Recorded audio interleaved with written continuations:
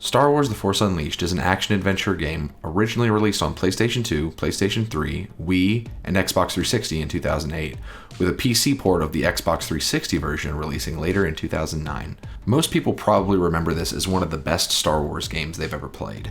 Does it hold up today, though? Before we get into it, I have to address the different versions of the game and clarify which one I'm reviewing. If you've played Force Unleashed on PlayStation 3, Xbox 360, or PC, this is the version you'll remember. However, the PS2 and Wii versions have some pretty drastic differences in their gameplay and campaign, so some of my criticisms may be false for that version. I'm focusing on the PC version because it's the most accessible version today and the one I feel like most people remember playing. With that out of the way, let's begin. The Force Unleashed takes place between Star Wars Episodes 3 and 4 and tells the story of Darth Vader's secret apprentice, Starkiller. The story showed a lot of potential early on, with the first level having us play as an unkillable Darth Vader with a powerful Force grip and a large supply of Wookiees to cut your way through. This level really succeeds at getting the player excited for what they'll be able to do later on. The level ends with Vader finding the Jedi he was hunting, whose name we never learn. After a quick boss fight, Vader kills the Jedi in the most Vader way possible.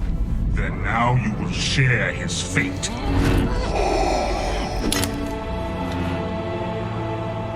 A son. Run! God, that's so Vader, I love it. And finds the Jedi's son, who is also Force sensitive.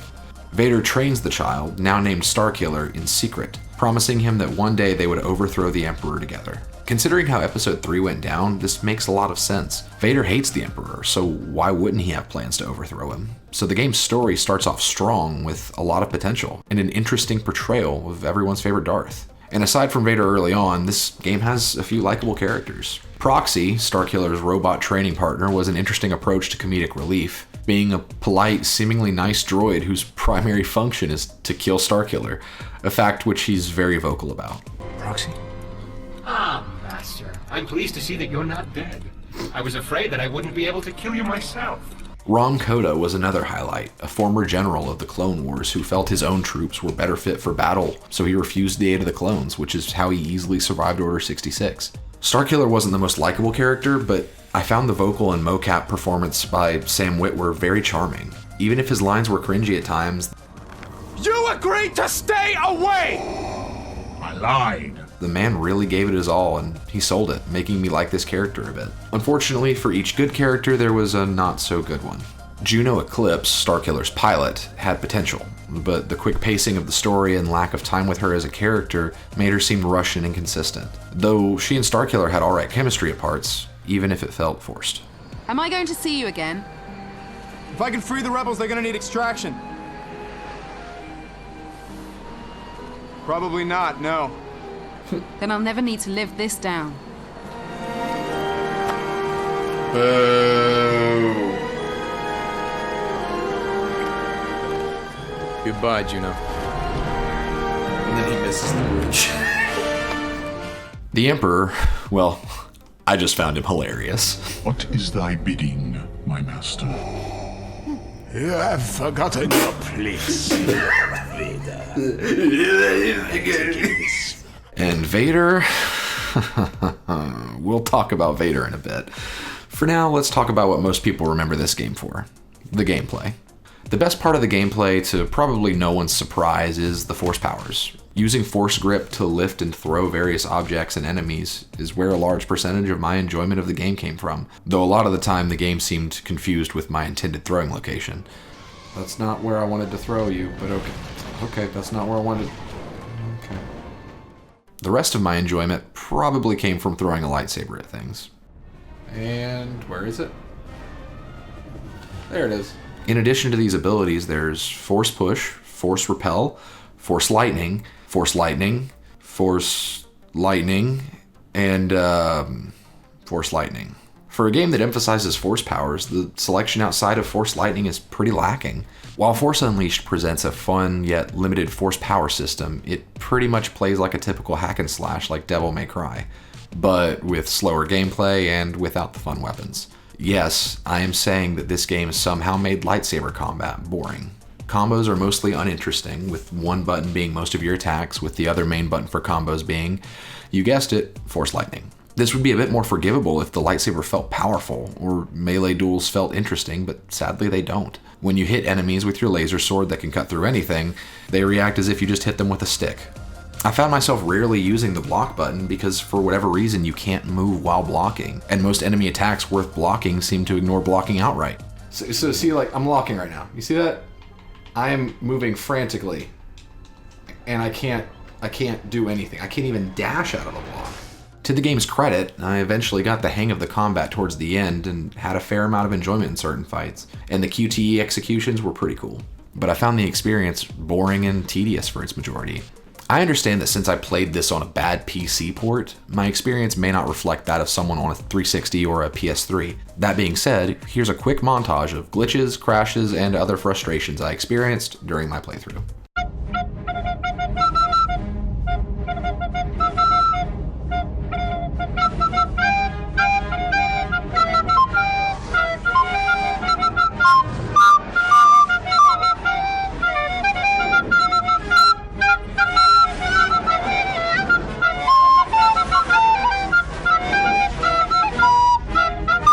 So gameplay didn't age very well, but what about the story? Spoilers ahead. Vader sends Starkiller on various assassinations, including Rom Koda, Kazdan Paratus, and someone fans of the movies might recognize, Shaak Ti. These were pretty cool levels from a story sense, not only introducing us to new characters like Koda and Paratus, but it really doubled down on the game's promise of playing as a merciless Sith.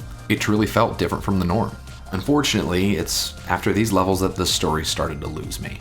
After killing all 3 targets, Vader summons Starkiller so that they confront the Emperor together, but ends up literally stabbing him in the back, claiming the Emperor found out. Starkiller survives the attack because the writers forgot how space works. Sure. And Vader meets him again in secret to tell him that things are still going according to plan. They just needed a distraction so the Emperor could be caught off guard. So what's Vader's brilliant idea? No single act will gain the Emperor's notice. You must assemble an army to oppose him. An army. Yes, an alliance of rebels and dissidents. When these rebels have distracted the Emperor What? and spies, we will strike. What? Where should I start? The rebels were Vader's idea? No joke. According to this game, the Rebel Alliance was actually Vader's doing through Starkiller. Don't worry, it gets better. Starkiller seeks the help of Rom Koda, who apparently survived his assassination because the writers forgot how space works. Again? They set a course for the planet Nar Shaddaa, which is where we begin the Cloud City level on the planet Bespin. What? That doesn't make any sense. From this point on, a now blind Rom Koda helps you gather allies against the Empire, taking you back to planets you've already visited. All while Starkiller is planning to double-cross his new friends for the guy who double-crossed him. After a few levels in what should have been the best scene in the game but turned out being the worst. Dang.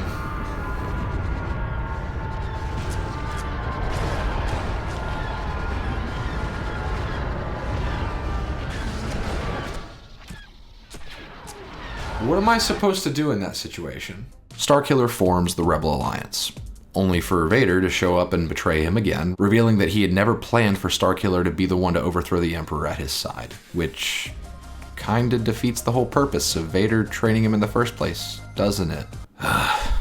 Starkiller says "fool me twice, shame on me," and pursues Vader and the leaders of the Rebel Alliance that got captured 5 seconds after being formed. They, of course, go to the Death Star, and Starkiller confronts Vader once and for all, which leads to the decision of good or bad that a lot of Star Wars games from this time had. Kill Vader, and Starkiller takes his place at the Emperor's side. Attack the Emperor, and Starkiller defeats him, only for the blind and probably drunk Rom Koda to stop you from killing him, because the original trilogy needs to happen. He's stronger than you know, and he deserves to die for what he's done to me. Maybe so. But if you strike him down in anger, you'll be right back where you began. Give him the saber then! This leads to Starkiller's death, but the salvation of the Alliance, which rally behind his martyrdom, leaving us to believe that the original Star Wars trilogy only happened because the villains and a drunk blind guy were complete idiots. Okay, so I know I'm being really harsh on this game, but after building such goodwill in the first few levels, the game tries to force this Starkiller as the galaxy's Forrest Gump plotline, and it just doesn't work. And even if you try to approach it as a standalone story, the pacing is so rushed that a lot of the time it's hard to understand or appreciate what's going on, like in the scene when Starkiller sees the ghost of his father. So do I consider Star Wars The Force Unleashed forward compatible? Well, no.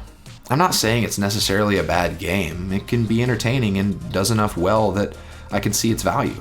That being said, I feel like a majority of this game's charm had to do with when it came out. In 2008, Star Wars wasn't everywhere yet, so each new story had our attention. And while we had seen plenty from the gap between episodes 2 and 3, a story that takes place shortly after the Jedi Purge was exciting new territory for us. And to play as a Sith using the Force at a level we hadn't yet seen, it was an exciting addition to the canon before Disney wiped the slate clean. But things have changed, both in the gaming industry and in our exposure to Star Wars, especially with the release of Jedi Fallen Order, a more grounded, compelling Jedi story that takes place during a similar time period to Force Unleashed, with the added benefit of being in the current canon.